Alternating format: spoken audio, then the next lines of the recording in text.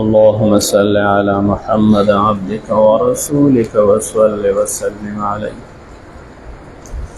سبحانك لا علم لنا إلا ما علمتنا إنك أنت العليم الحكيم. أعوذ بالله من الشيطان الرجيم. بسم الله الرحمن الرحيم.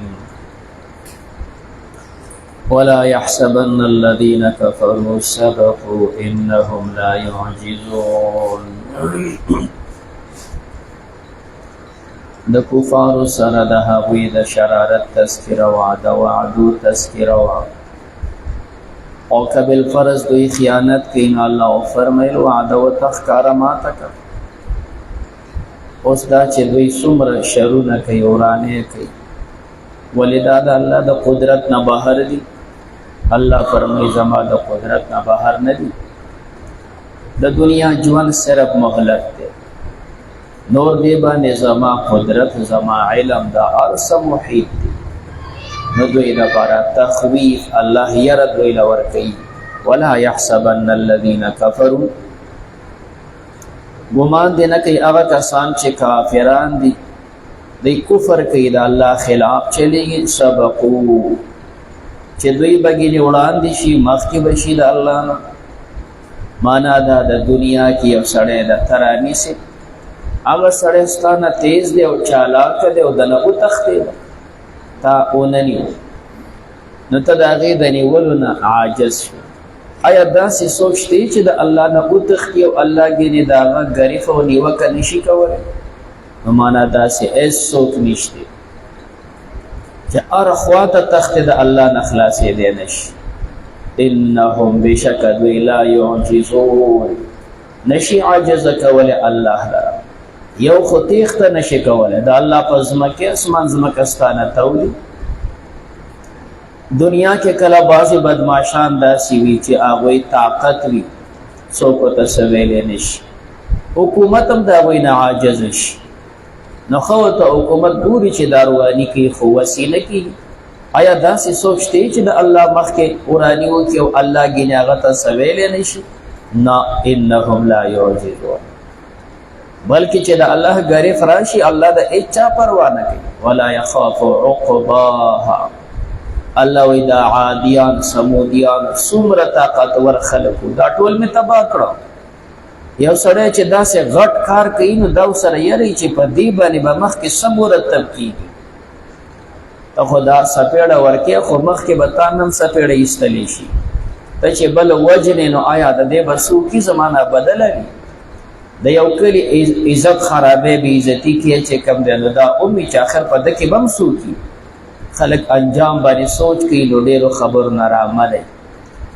نو آیا الله د دې انجام نه ګنې یارېده چې دا دومره په زرګونه خلک بربادوم څوک یې رانه تپوس کوی شي؟ الله فرمایي نه، دا هېڅ خطر او یره نشته. ولا یخاف عقباها، نه الله نه څوک تیښته هم نشي کولی عاجزه کوی هم نشي. واعدوا لهم ما استطعتم من قوه، الله مؤمنانو ته ترغیب ورکوي چې کوم زما دشمنان دي دا ستاسو هم دشمنان دي.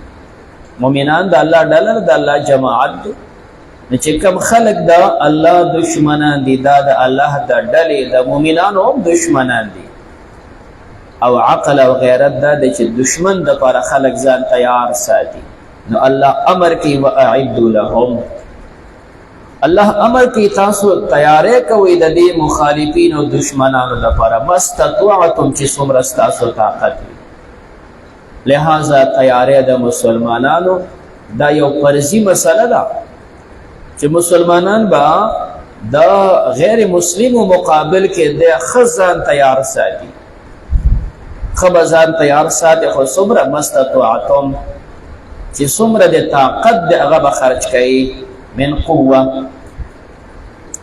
بیا الله د دې تیاری نه تعبیر په قوت سره کوي، تعین نه کوي. قوت دا قوت د بدن نه والا، د مال نه والا، د اولاد نه والا، د وسایلو نه والا، دا تمام به برابر. د مسلمان بدن به د لپاره فټ پاټ برابري دا نه چې ګینه مسلمان ډوډۍ اوخري او بیا صادر سر تواچي او خېټه ور پروت د مزل او د قدم نه دی ته مسلمان یې ته بچ کم د توري وي بدن به د قوت دی د بدن دا بنه خراب دی باندې با مقابله کې د الله لپاره دارنګ ستا د اولاد ذهن به د قسمی ستا مال به داس خرج کیږي اجتماعي لحاظ باندې د مسلمانانو حکومت او قوت هغه به دا تمام وسایل په دې باندې اچي چې د غیر لپاره څومره تیاری وکړي دا قوت دی بیا الله د دې قوت تعین نه کوي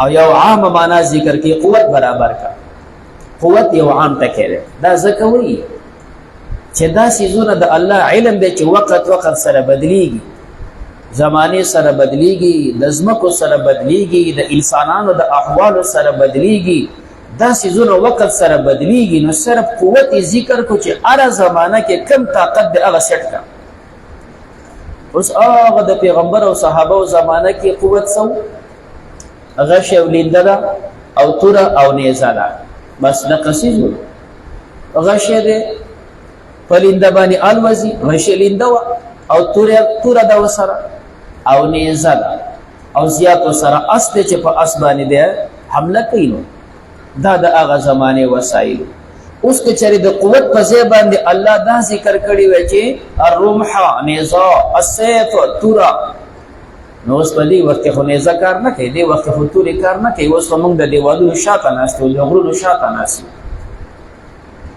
نو الله د قوت ته ذکر نو وخت سره دا سيزونه بدليږي نو خبر لاړې بارود ہوتا خبر لاړې ټوپک ہوتا د ټوپکو نه پسې خچ کم دی رپټ اصلي ہوتا داغې نه پسې توپونو تا داغې نه پسې ټینکونو تا داغې نه جازونو تا خبر لاړې میزایل ہوتا داغې نه پسې خو خطلې لاړې اټم بم ہوتا دا تمام قوت دی نو الله زکه دا ټکي ذکر کړي من قوه مسلمانانو تاسو خپل طاقت برابر کړئ دغه وخت کې چې څنګه تو اسلحه په شان برابرول شي دا تمام قوت دی دا قوت برابر کا نه دی وخت چې کم دی کمی زایلی دی او که جازونه دی او که ټینکونه دی او که دارنګي اټم بمی دی دا جوړ کا دا الله امر دی من قوه دا قوت جوړ کا بیا وخت سره دا یو سیز راځي نو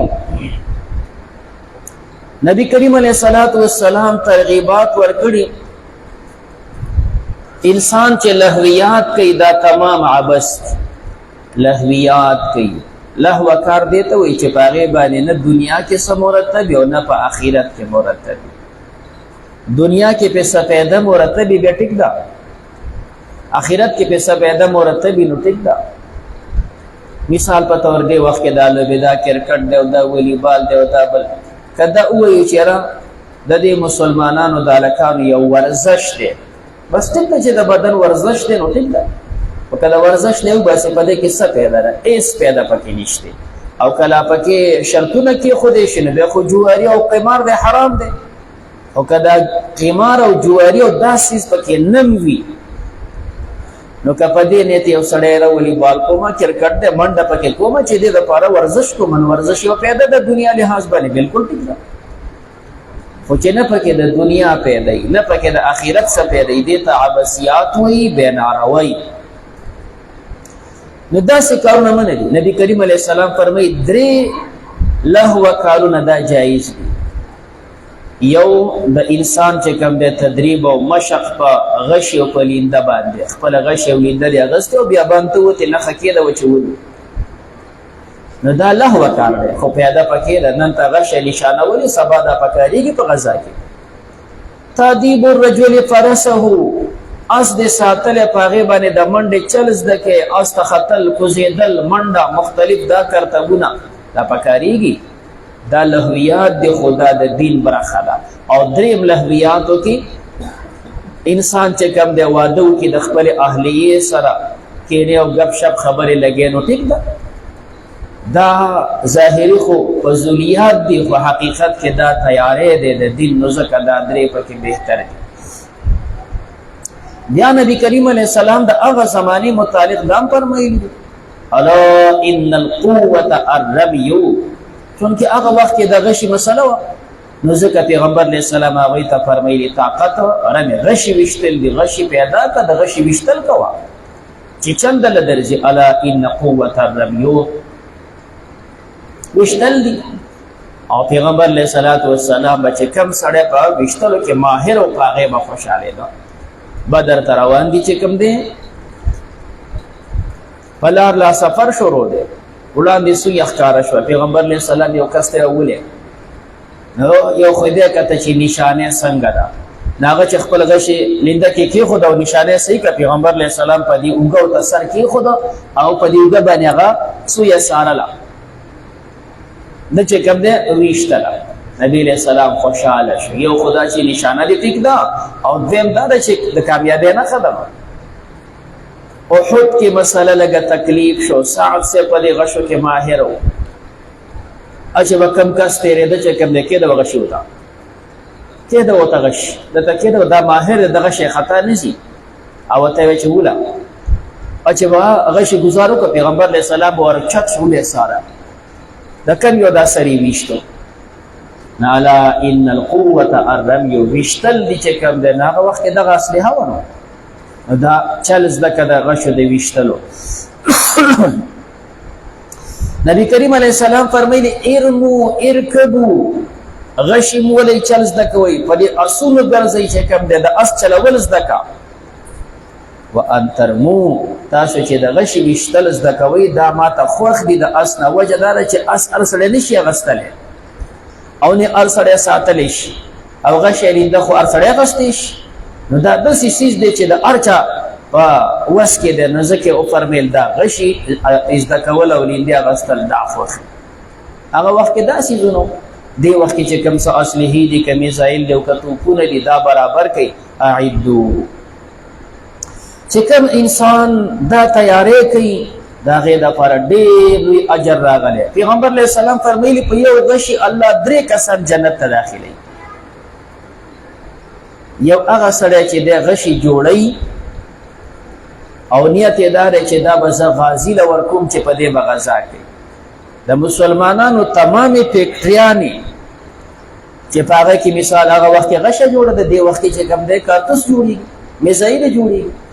دغه انجینران، دغه ماهران چې د هغه نیت صحیح وي چې زه دا کارتوس جوړوم، دا میزایل جوړوم، په دې باندې به غازي غذا کوي، په دې به د اسلام دشمن الوزو، الله به تا جنت ته بوځي. نو پیغمبر فرمایي چې کوم سړی غشه جوړوي په دې باندې چې دا به زه غازي له ورکوم، په دې باندې به غذا کوي. څنګه چې هغه غشه جوړو، تا فکري لګولې، کارتوس جوړې، میزایل جوړې، بل څه جوړې، خو نیت دې صحیح دی چې د مسلمان دپاره، د الله د دین دپاره. دویم استعمالونکي غشه ویشتونکي، هغه په لینده کې غشه واچي ویشتل کوي. دې وخت کې هغه چې مثال ټوپک چلی، ډزې کوي، جاز دی، ټینک دی، په هغې ډزې کوي، خو نیت دې صحیح دی د الله دپاره، د الله د دین دپاره جنګېږي، تب هم الله جنت ته بوځي. او درې منبل ورکوونکي، ورکوونکي دام دی چې څوک یې واخلي او غازي لی ورکړي. ورکوونکي دام دی چې دلته په څنګ کې ناست دی، تا له غشه درکوي واچوله. منبل دام دی چې تا غشه ویشتو، دی پسې لاړ هغه ځای دی بیا راواغستو، بله شا به بل ډز پې کوه. دا هر یو منبل دی. نو په یو غشي الله 3 کسان جنت ته بوځي، خو چې نیت صحیح وي، په صحیح انداز باندې د اسلام د دفاع دپاره، د الله د دین د غلبې دپاره کوي، نو دا 3 وانه الله جنت ته بوځي. غشي په خپل ځای باندې، د اس ساتنه په خپل ځای باندې. پیغمبر علیه السلام فرمایلي چې یو سړی اس ساتي د غذا دپاره، غذا دپاره چې په دې به د الله د دین دپاره جنګېږم. نیت دې صحیح دی او د اس دې صرف دقې دپاره تړلی دی. د دې اس خوراکه، د دې اس اوبه، د دې تشې میتیازې، د دې خارشنه، دا تمام به په قیامت کې د دې صاحب په عملنامه کې اچولی شي. بلکې دغه اس چې تا د الله د دین د غلبې دپاره تړلی دی چې په دې به د الله د دین خدمت کومه، دا چې دا ټوپونه وایي که نه، دا ټوپونه د هغې ستا لپاره اجر دی. د الله د دین دا نسبتونه دي. نو اعدو، الله امر کی تاسو تیار کړئ دی دپاره، قوت برابر کړئ. قوت، نو قوت یو عام ټکی دی، نو پس شکل چې ته ځان برابرولی شي. نو قوت دی د پاره جوړ کړي. ومن رباط الخیل او د تړلو د اسونو نه. هغه وخت کې دا اس به داسې و چې دا یو قسم د جنگ دپاره بهترین څیز و، نه دې ته تخصیص بعد تعمیم وایي. قوت خو عام طاقت و، په هغه طاقت یو څیز اسونه اخیستل هم دي. دا پکې خاص ذکر شو چې اسونه په سرحداتو وتړئ.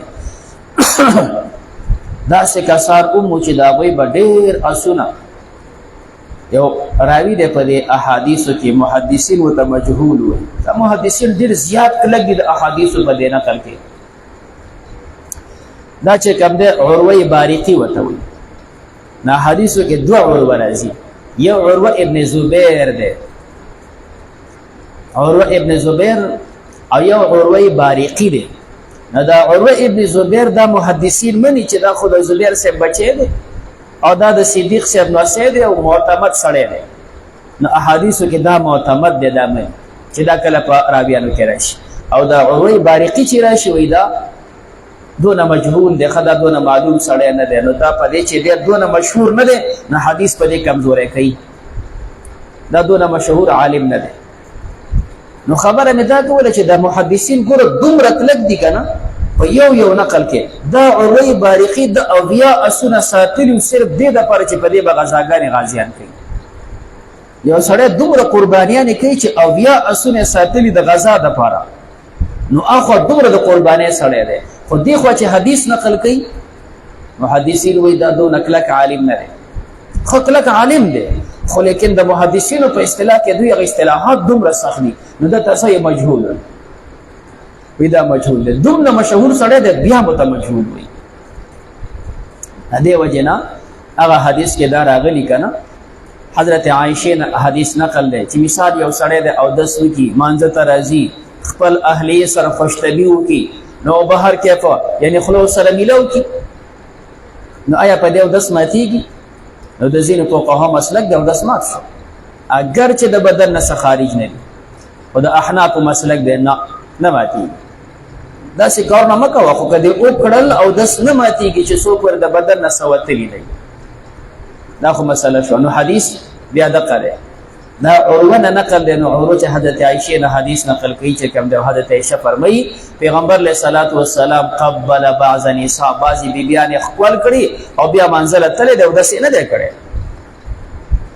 نو پته لګي په ښکلولو اودس نه ماتېږي. دا امام ابو حنیفه او د احنافو مسلک په دې باندې حدیث باندې تمسک کوي. نو کم حضرات چې هغوی اودس مات وایي، نو هغه دې باندې حدیث باندې اعتراضونه کوي. دلته حدیث راغلی عروه، نو هغوی زور لګوي وایي چې دین عروه ابن زبیر مراد نه دی، دین عروه باریقي مراد دی، هغه مجهول دی.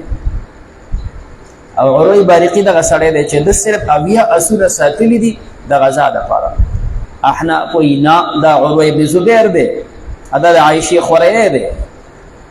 او وجه دا ذکر کوو چې ابو داود کو سره بیا دا دي چې کله عایشې دا وایي چې پیغمبر علیه السلام خپله بیبي ښکل کړه او بیا تلې مانځله اودس یې نه دی کړی، نو دی ورته وایي چې کوم دی هل هي الا انت، خو همدا تی ښکل کړی وی، نو بل څوک یې نه ښکل کړي. هغه وخندل. نو موږ وایي دا خپل خوری دی، نو هغې ترور ده، نو ځکه ورسره ازاده خبره کوي تی ښکل کړي. پردی سړی پردی ښځې ته ویلی شي چې تی ښکل کړي. دا د دې خبرې دلیل دی چې دلته مراد نه عروه ابن زبیر دی. او بیا ورسره سره روایتو کې تصریح ده چې دا عروه ابن زبیر دی. نو احناف په دې صورت چې دا عروه ابن زبیر دی او دا کلک راوي دی. او هغه نور حضرات امام شافعي صاحب او نور هغه وایي نه، دا عروه باریقي دی، عروه باریقي مجهول دی.